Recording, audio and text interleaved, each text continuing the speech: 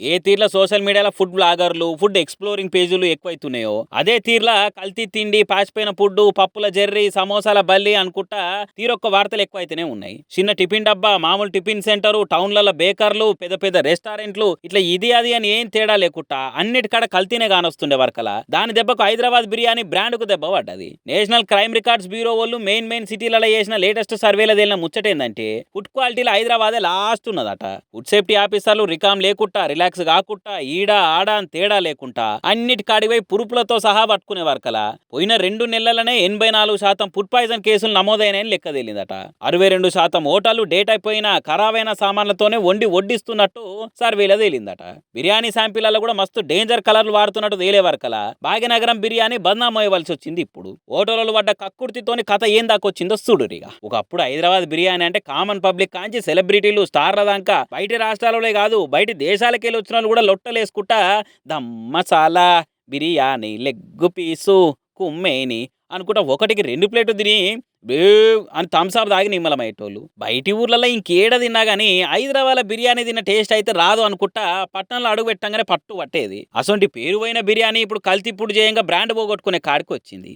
ఏదైనా కానీ మందిలో మంచి పేరు తెచ్చుకునే తందుకు ఏండ్లు పడుతుంది కానీ ఖరాబ్ చేసుకునే తందుకు ఎంతసేపు చెప్పురి.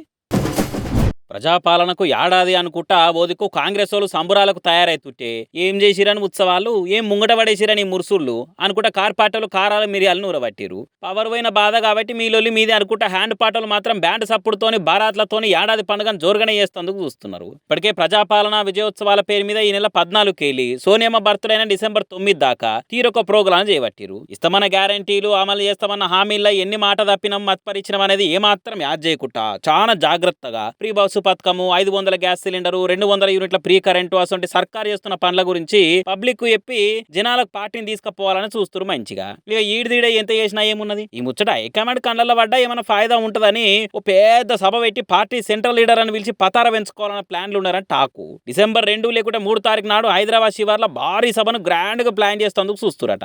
కాంగ్రెస్ గ్రామ మండల అసెంబ్లీ జిల్లా రాష్ట్ర స్థాయిలో ఇట్లా మొత్తం పార్టీ క్యాడర్లని ఈ కార్యంలో భాగం చేసి కార్యకర్తల సరికొత్త జోజ్ చేస్తేందుకు సర్వం సిద్ధం చేస్తున్నారట. తెల్లారే పొద్దుముకే ఇప్పటికే ఏడాదాయే 6 గ్యారంటీలు అత్తపత్త లేవు. హామీలు కరపత్రాల కాగితాల మీద అమలుకు దిక్కు దివానం లేదు. వీధికెళ్ళి హైడ్రా పేరుతో కూల్చివేతలే తప్ప కొత్త గట్టింది ఏం లేదు. ఫార్మాసిటీ పేరు మీద గిరిజనులను అరిగోసబెట్టి జైలు వేస్తురుగా అనుకుంటా ప్రతిపక్షాలే కాకుండా పబ్లిక్ కెళ్ళి కూడా జనంత వ్యతిరేకత గట్టిగానే వస్తుంది కాబట్టి ఆ మాటలకు క్యాడర్ నారాజై బేజారు కావద్దని ఇటువంటి సభలతోని హుషారు నింపి రేపు వచ్చే లోకల్ బాడీ ఎలక్షన్లు జిహెచ్ఎంసీ ఎలక్షన్ల షై పార్టీని జాయం లేపాలని ఇట్లా ప్లాన్ గిట్లా చేస్తురేమో తెలియదు. మరి చూడాలిగా మరి ఆ సభ పెట్టే ముచ్చట మీద కాంగ్రెస్ లో కయ్యాలు కాకుండా అందరూ ఒక మాట మీదకి వచ్చి కార్యం ముంగట పడేస్తారా అనేది.